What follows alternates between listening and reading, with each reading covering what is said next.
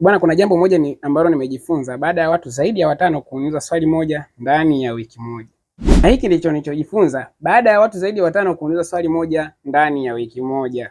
Swali lenyewe linasema, kati ya AI technology ama crypto, ni teknolojia gani ama sehemu gani ambayo unapaswa kuanza ukiwa na mtaji mdogo? Be clear on this.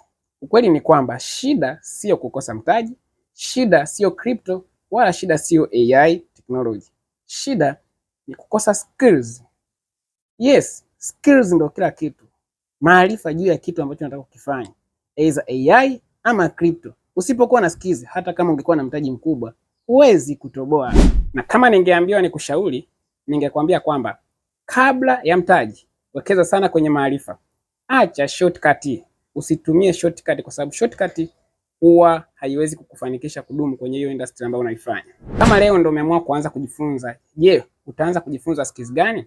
Comment hapo kwenye section, lakini usisahau kutufollow, lakini pia kulike na kusave video hii kwa ajili ya kujifunza zaidi na zaidi.